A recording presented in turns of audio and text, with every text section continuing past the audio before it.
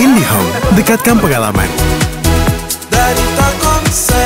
Gaduh drama tudingan ijazah palsu Jokowi memasuki babak baru usai Roy Suryo CS ditetapkan Polda Metro Jaya sebagai tersangka.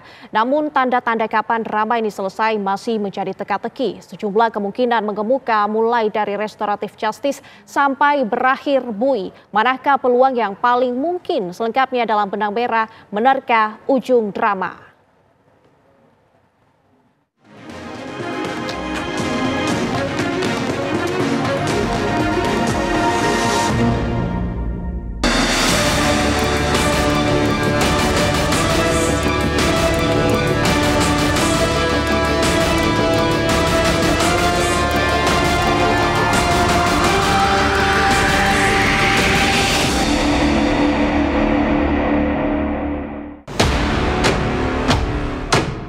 Drama fitnah ijazah palsu Jokowi mendapati babak baru usai Roy Suryo CS ditetapkan Polda Metro Jaya sebagai tersangka.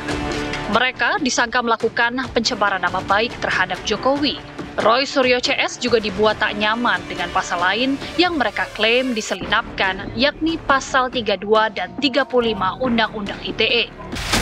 Kedua kubu terlapor dan pelapor pun gencar beradu amunisi. Sekuat tenaga, pihak pelapor mendorong para tersangka menuju pintu penjara.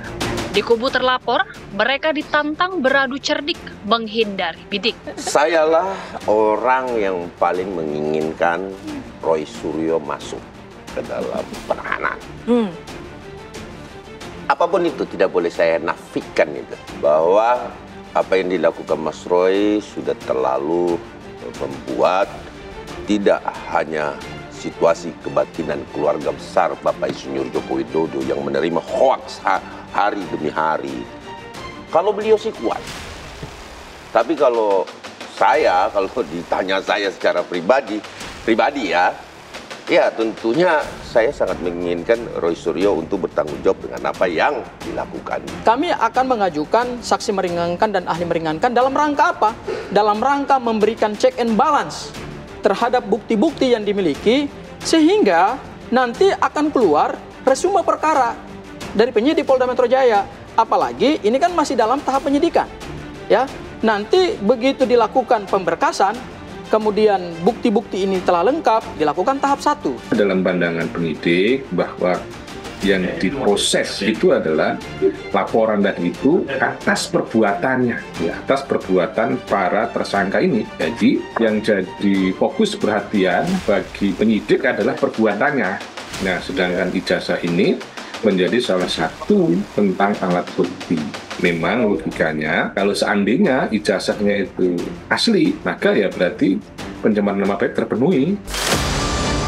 Penetapan Roy Suryo CS sebagai tersangka masihlah tergolong proses awal. Kedua kubu yang berperkara juga tak surut semangat bertempurnya. Sedangkan perjalanan proses hukum yang harus ditempuh masihlah jauh. Pun Polda Metro Jaya juga belum meminta keterangan ahli dan saksi yang dianggap Roy Suryo CS sebagai pihak meringankan. Selain mencoba mengelak jerat hukum, kubu Roy Suryo CS juga merasa perlu menghadirkan ahli dan saksi meringankan sebagai ikhtiar mencari kebenaran material, walau itu tidaklah mudah. Sedangkan kebenaran material merupakan inti hukum pidana. Dalam hal seseorang menjadi tersangka itu bisa kemudian batal jika ada SP3, surat perintah penghentian penyidikan, yang alasannya itu bisa 1, karena ternyata bukan peristiwa pidana, 2, tidak cukup alat bukti, ternyata batal demi hukum. Karena apa? Dunia daluarsa, nebus idem, aduan dicabut gitu. Nah, itu bisa kemudian memungkinkan berhentinya sebuah perkara. Ya, bahwa dalam hal ini ya para tersangka berjuang untuk kemudian membuktikan bahwa memang tidak cukup alat bukti untuk menentukan tersangka tadi itu, sehingga kemudian bisa dibatalkan penetapan tersangka. Nah, yang kedua juga bisa melakukan upaya hukum pra-peradilan ya untuk menguji sah dan tidaknya penetapan tersangka. Nah, yang ketiga ya akhirnya nanti berjuang di pengadilan pokok perkara untuk membuktikan bahwa tidak ada bukti yang kuat, cukup atau yang sah secara hukum sebagai pelaku tindak pidana, sehingga kemudian dibebaskan dari segala tuntutan dan dari segala dakwaan. Kini kasus fitnah ijazah Jokowi berpeluang bergulir ke meja hijau. Bila itu terjadi, salah satu jurus pembelaan yang mungkin dilakukan yakni berlindung di balik penelitian dokumen publik dan akademik. Dalilnya, Undang-Undang Keterbukaan Informasi Publik. Tantangannya, pihak Roy Suryo CS harus dapat membuktikan bahwa tudingannya tersebut didasarkan pada analisis yang rasional, akademik, dan bukan dibuat dengan niat mencemarkan. Selain itu, Roy Suryo CS juga bisa berdalih bahwa proses hukum terhadap mereka sebagai presiden buruk kriminalisasi peneliti dokumen publik. Kami itu punya pretensi, kami tidak mau mewariskan legasi masalah ini kepada generasi selanjutnya. Kalau cuma damai-damai hanya karena misalnya ya, diberikan kedamaian agar apa? Agar tidak ditahan, agar tidak dipenjara. Sorry ya, sudah siap klien kami. Nah, ini kan sudah dalam proses penetapan tersangka yang dilakukan oleh Polda Metro Jaya terkait dengan barang bukti yang dikumpulkan itu sudah 700. Terhadap pengumpulan barang bukti itu kan sudah ditempuh waktu selama 7 bulan, ya kan? Kami selaku salah satu pelapor juga artinya kan berharap ini masuk ke meja hijau atau pengadilan. Karena kenapa? Kita akan membuktikan di sana memang faktanya ijazah itu adalah ijazah asli.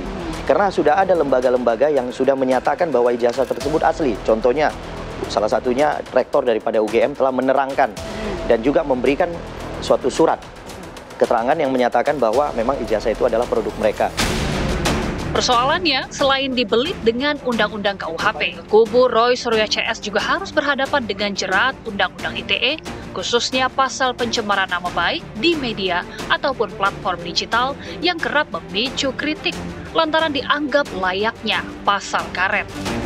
Ketika pasal KUHP dan ITE digabungkan dalam dakwaan dan pengadilan menilai bahwa tuduhan Roy Suryo CS bukan sebatas analisis tapi juga niat mencemarkan nama baik, maka tak pelak potensi hukuman tinggi dan resiko pidana semakin nyata.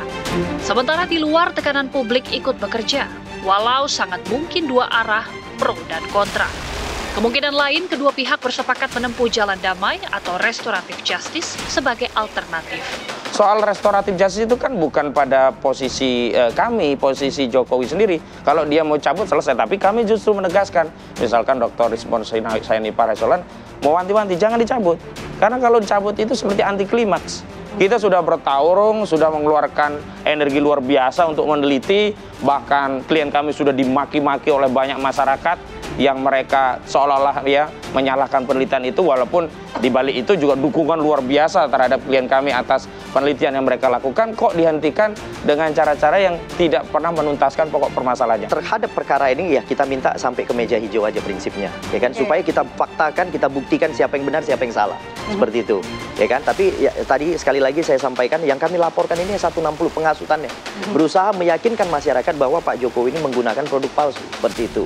Nah, sementara pihak UGM telah menyampaikan produk itu asli, kemudian pernah disita oleh Bareskrim untuk kemudian disampaikan bahwa ini ijazah identik, seperti itu.